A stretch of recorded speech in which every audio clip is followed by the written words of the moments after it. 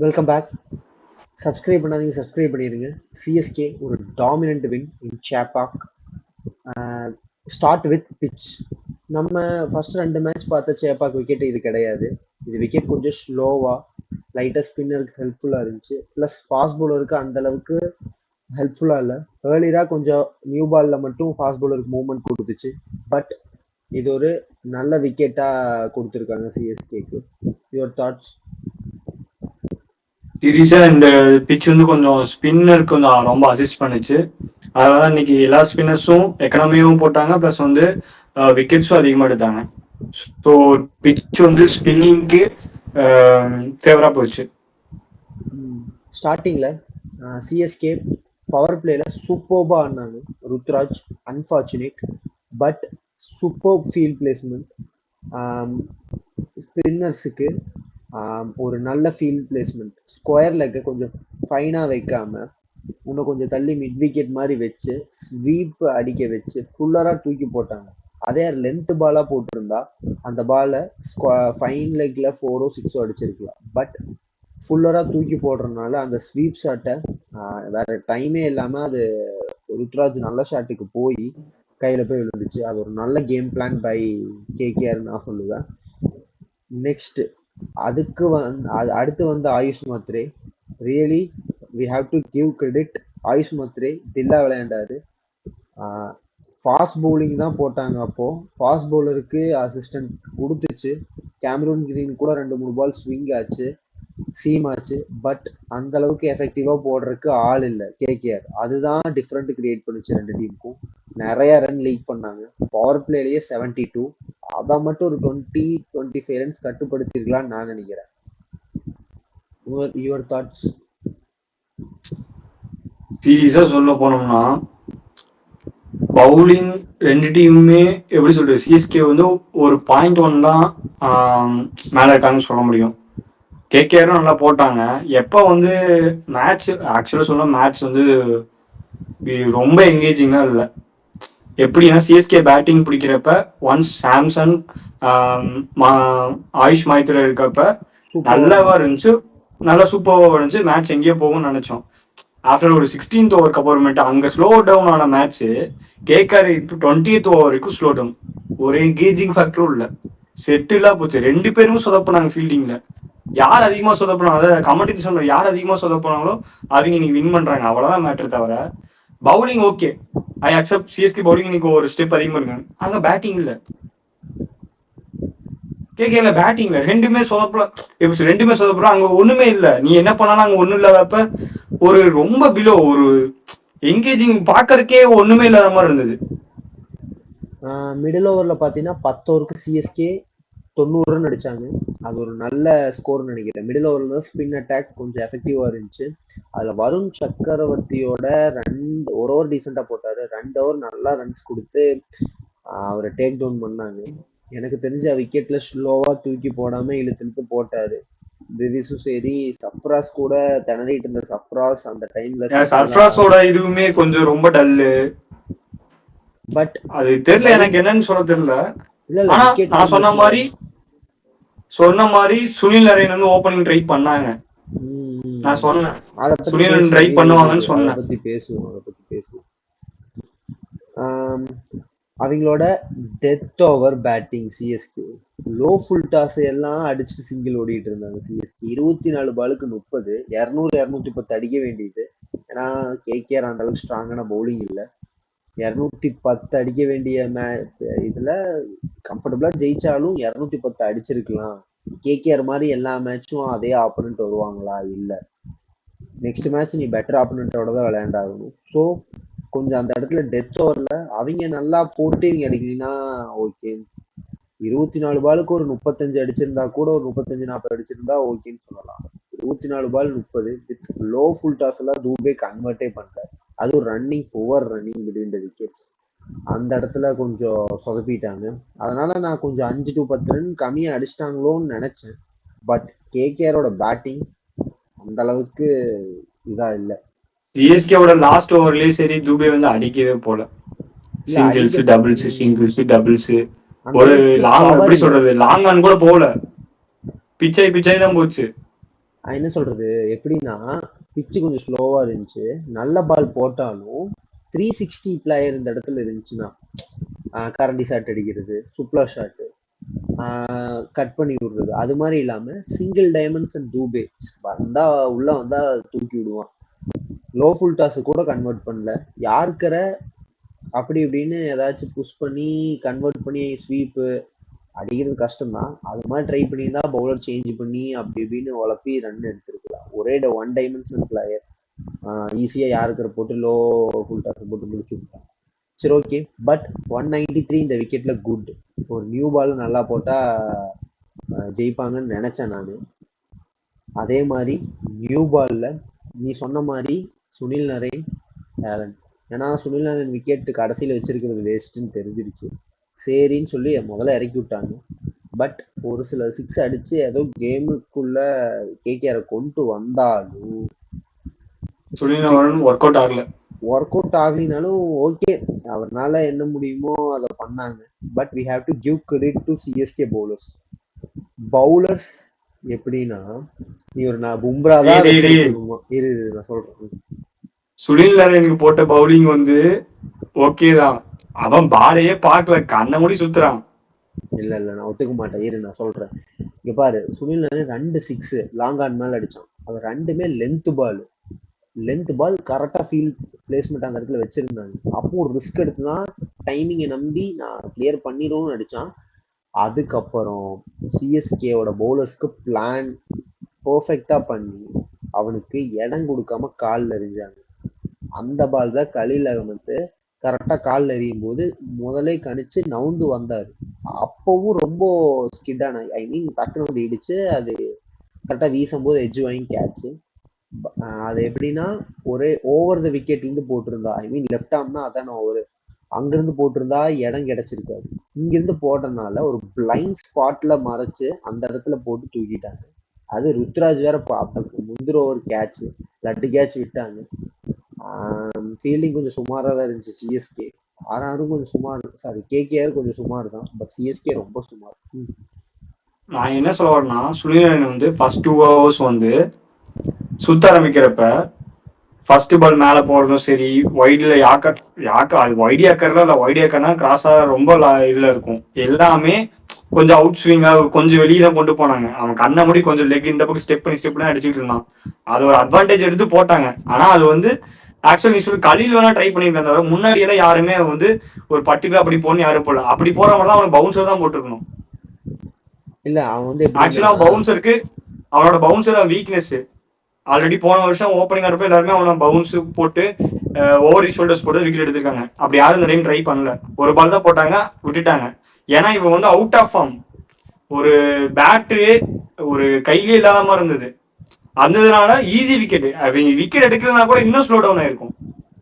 இல்ல இது சிஎஸ்கேக்கு பாராட்டியே ஆகணும்.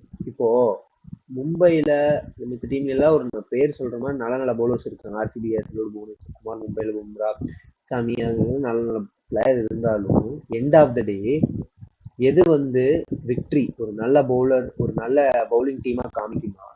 பிளானிங், கரெக்ட் பிளானிங் பிளஸ் அதோட எக்ஸிகியூஷன்.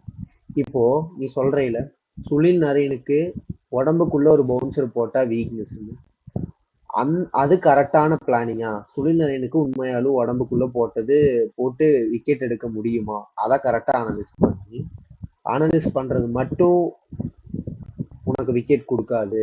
அதே பால எக்ஸிக்யூட் பண்ணணும், கரெக்டான பவுலருக்கு கொடுத்து எக்ஸிக்யூட் பண்ணணும். அதை கரெக்டா நீட்டா பண்ணணும். பும்ரா விக்கெட் எடுக்கணும்னா என்ன பண்ணுவாரு? யார்கர் போட்டு எடுப்பாரு. அதே மாதிரி நீ இப்போ உன் டீம்ல மொக்க பவுலர், பேர் இல்லாத பவுலர் யாரா இருந்தாலும் நீயும் நல்ல யார்கர் போடு, உன் டீமும் ஜெயிக்கும். இப்போ என் டீம்ல பும்ரா இருந்தா தான் நான் வந்து பிளே ஆஃப் போவேன், நான் உள்ள வருவேன், நான் ஃபைனல் போவேன், நான் கப் அடிப்பேன். இதெல்லாம் பாயிண்டே இல்லை. சிஎஸ்கே ஓரளவுக்கு புவர் பவுலிங் அட்டாக் தான். பட் எக்ஸிக்யூட் பண்ணா, பிளானை கரெக்டாக எக்ஸிக்யூட் பண்ணா தே கேன் டூ வெல்னு இதை விட பெட்டராக சொல்ல முடியாது. ஒன்றுன்னு நான் சொல்கிறேன், இன்னைக்கு ஜி சிங், அதான் குப்ரேஜ், அவன் பேர் கரெக்டாக எனக்கு வாயில வராது, ஜி சிங் தமிழ்நாடு பேர் சொல்லு. குப்ஜ் சிங் வாயில வர மாட்டேங்குது. பட் அவரும் ஓவர்டனுக்கும் இந்த விக்கெட் ஐடியல் இல்லை, கொஞ்சம் ரன்ஸ் லீக் பண்ணார். ஏன்னா இது பிளாக் சாயில் பவுன்ஸ்ல விக்கெட்ல நீ என்னதான் வந்து ஹிட் த டெக் அடிச்சினாலும் நீட்டான பவுன்ஸ்ல வரும். ஈஸியா ரமன்தீப் சிங்கே பிக் பண்ணி அடிக்கிற அளவுக்கு ரமன்தீப் சிங் அந்த அளவுக்கு ஃபார்ம் இல்ல, அவனே பிக் பண்ணி 2-3 சிக்ஸர் அடிச்சான். அவனெல்லாம் வெளியே விடுங்கடா, ஒண்ணும் பண்ண அதுக்குள்ள முடியாது. நீ திருப்பதி கூட ஆட வைக்கலாம்டா. ஏதோ ஒரு 10-20 ரன் சரி பண்ண, 10-20 ரன் அடிப்பான்டா. அவங்களுக்கு தேவை ஃபினிஷர். ஃபினிஷர் அவன் இது என்னடா ஃபினிஷர்? ஏன்டா டான்சர் இல்ல, அவங்களுக்கு தேவை ஃபினிஷர். தூங்க வைக்கிறானுங்க கருமம். ஒரு மேட்ச் மாதிரிடா இருக்கு, டெஸ்ட் மேட்சே பரவாயில்ல அடி. டேய் அவங்களுக்கு தேவை ஃபினிஷர், டான்சர் இல்ல, அதனால திருப்பதி உட்கார வச்சுட்டாங்க. Next the biggest scammer. Fielding மட்டும் நான் பண்ணுவேன், ஃபினிஷிங் பண்ண மாட்டேன், பேட்டிங்கும் பண்ண மாட்டேன். த ரிங்கு த கிரேட் ஒண்ணுமே பண்ண மாட்டேங்கிறாரு. நான் ஸ்ட்ரைக்கர் பிரஷர் தான் கொடுக்குறாரு. அவுட் ஆஃப் சீசன்ரா ரிங்கு. அவுட் ஆஃப் தெரியல, ரொம்ப ஒரு ஐடியில நான் வந்து டக் அவுட்ல பார்த்தேன். அங்கேயுமே அவர் வந்து கொஞ்சம் செட்டில் எல்லாத்துக்குள்ளயும் நல்லா பேசிட்டு இருக்க மாதிரி இல்ல, ஒரு அப்ரோச்சே ஒரு மாதிரி இருக்கு. Something he was not happy with this team ஏதோ ஃபீல் ஆகுது. ஒரு அவுட் ஆஃப் மைண்ட் மாதிரி இருக்காரு. அந்த டக் அவுட்லயே அவர் மட்டும் இப்படியே வந்துருக்காரு, எதுவும் சரிப்பட்டு வரல ரிங்கு சிங் மேல. Is out of season. ஒரு இன்னிங்ஸ் வேணும் அவர் வர்றதுக்கு. சரி ஓகே, நெக்ஸ்ட் முக்கியமா ஒண்ணு தி ஸ்கேம் சொன்ன பத்தியா, தி ஸ்கேமர் கேமரான் கிரீன். ஒருத்தனை வந்து ஹை காஸ்ட் எடுத்தீங்கன்னா அவனை ஆட வைக்கணும்ட்டு ஆட வச்சா இப்படிதான். ஓப்பனா அட்டர் ஃபிளாப். பவுலிங் ஓகே, நல்லா போடுதுன்னா ஓகே. நான் இப்பயும் சொல்றேன், அவனை நீங்க ஆல்ரவுண்டரா சொல்லிதான் நீங்க எடுத்திருக்கீங்க, அவ்வளவு பர்சன் அமௌண்ட் போட்டிருக்கீங்க. இல்லைன்னா அவனுக்கு போடுற அமௌண்ட்ல நீங்க வேற ஒரு டொமஸ்டிக் நல்லா பிளே பண்ண ஒரு 2-3 பிளேயர் நீங்க எடுத்துட்டு போலாம். இப்ப எப்படி லக்னோ எடுத்த முகில் சௌத்ரி எடுத்தாங்கல்ல, அது மாதிரி எடுத்துட்டு போலாம். நேற்று SRS 2 பேர் இருக்காங்க, அவங்க மாதிரி எடுத்துட்டு போலாம். நீங்க ஒருத்தரை நம்பி போய் இன்னைக்கு என்ன சொல்றது? அவன் இல்ல KKR எப்படின்னா அவங்களுக்கு லக்கு தான் இல்லைன்னு சொல்லணும். ஹர்ஷித் ராணா, முஸ்டபிசூர், பத்திரானா 3 பேர் மட்டும் இந்த டீம்ல ஆட் பண்ணி பாருங்க. With Sunil Narine and Varun Chakravarthy attack. எனக்கு தெரிஞ்சு டாப் 3 பவுலிங் அட்டாக்ல வந்துருவாங்க. ஹர்ஷித் ராணா சூப்பர் பவுலர், இந்தியாக்காக நியூ பால் போட முடியும். பேட்டிங் டீம் சைஃபர்ட் இருக்கான், டீம் சைஃபர்ட் இருக்கான். மேபி ஃபின்னால நீ வந்து கேமரான் கிரீன் பதிலா இப்போ ஒரு பத்திரானா வந்துட்டானா, பத்திரானா நீ சொல்ற முஸ்தபிர் ரகுமான் அப்புறம் நிதிஷ் ராணா வந்துட்டானா, நீ பவுலர் இருக்கப்ப இந்த சீசன் அதான் பிரச்சனை இல்ல பங்களாதேஷோட. சரி ஓகே விடு, நிதிஷ் ராணா வரப்பே ஒரு bowling attack, Indian bowling attack extra ஆயிடுது. ஹர்ஷித் ராணா வரப்ப நீ ஒரு பவுலிங் அட்டாக் எக்ஸ்ட்ரா ஆயிடுது. நீ அதுக்கு நீ camera team Seifert recruit Seifert ரெக்ரூட்டினா ஒரு பேட்டிங் ஒண்ணு கிடைக்குதுல. இப்ப பேட்டிங் ரொம்ப ஆழ்ந்த கடல் மாதிரி இருக்கு. இல்ல தப்பு. டீம் சைஃபர்ட் சின்ன யாராச்சும் ஒருத்தர் தான் ஆட முடியும். ஏன்னா டீம் சைஃபர்ட் நல்ல ஸ்ட்ரைக்கரா இருந்தாலும் எங்க ஆட வைப்பாங்க, எல்லாமே டாப் ஆர்டர் தான். நீ ரஹானே இன்னைக்கு சுனில் நரேனே தே காட் டு ஓபன் பண்ண ரெடி ஆயிட்டாங்க. அவங்களுக்கே தெரிஞ்சு போச்சு காம்பினேஷன் ஒர்க் ஆகலன்ட்டு. சுனில் நரேன் இன்னைக்கு போறப்ப கேமரான் வெளியே இறக்கி விட்டு சுனில் நரேன் போற இடத்துல டீம் சைஃபர்ட்டும் ஃபின்னாலும் இறக்கி விட மாட்டாங்க நினைச்சோம். 2 பேரும் நல்லா பெர்ஃபார்ம் பண்ணிருக்காங்க. நீ அப்படி யோசி. அப்படி யோசிச்சாலும் நீ ஃபாரின் ஸ்லாட்டை சாக்ரிஃபை பண்ண முடியாது. கேமரா ஸ்கேமா இருந்தாலும் டீமே சாக்ரிஃபைஸ் பண்றதுனால தான் இருக்கு. இப்ப இதுவும் பண்ணினா ஒண்ணுமே ஆகாது டீம். இல்ல இந்த டீம் வச்சு ஒண்ணும் பண்ண முடியாது. நான் சொல்றது நடக்குதா இல்லையான்னு மட்டும் பாரு, டீம் சைஃபர்ட் அடுத்த மேட்ச் ஆட வைப்பாங்க. எல்லாம் பண்ணிட்டாங்க, டீம் சைஃபர்ட் ஆட வைப்பாங்க. ஒன்ஸ் வந்து அந்த யாரு ராணா வந்துட்டானா team Seifert conforming playing season வரமாட்டான். அவனும் வரமாட்டான், அவன் கால் விழுந்து அவன் அப்போ இந்த சீசன் KKR அவ்வளவுதான் முடிஞ்சு. கோவிந்தா தான். சரி ஓகே, கீ மூமெண்ட்ஸ் பார்த்துருவோம். ஃபர்ஸ்ட் எடுத்தது பவர் பிளே பேட்டிங். சூப்பர்வா CSK பவர் பிளேல 72 ரன் அடிச்சாங்க. Credit goes to Ayush Mhatre and Samson. Ruturaj try பண்ணாரு, பட் இந்த மேட்ச் அடிக்க மாட்டாங்க அவரை. ஏன்னா ஏதோ டீசன்ட்டா captaincy. Credit goes to Ruturaj also. Ruturaj out ஆனதால ஆயுஷ் மாத்ரே வந்தாரு. இல்ல அப்படின்னு சொல்ல முடியாது, ஒரு நல்ல டச் காமிச்சாரு. ஒரு நல்ல ஷாட் தான், but good thinking from the bowler. And இல்ல ஆயுஷ் மாத்ரேக்கு பயங்கர கிரெடிட்ஸ்டா. ஒரு யங்ஸ்டர், நல்ல இன்டென்ட், டீம்ல நல்ல இன்டென்ட்.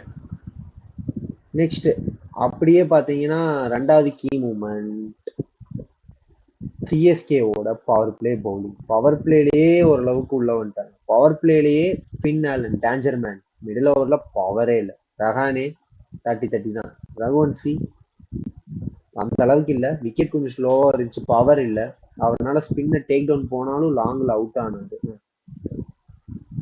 நூர் அகமது எக்ஸலன்ட்ரா. அதான் நூர் wicket அகமது அதுக்கு தகுந்த மாதிரி ஸ்பின், இருந்துச்சு. அதான் பிச் அவனுக்கு பிச் வந்தாலுமே அவனோட கேம காமிச்சிட்டான்.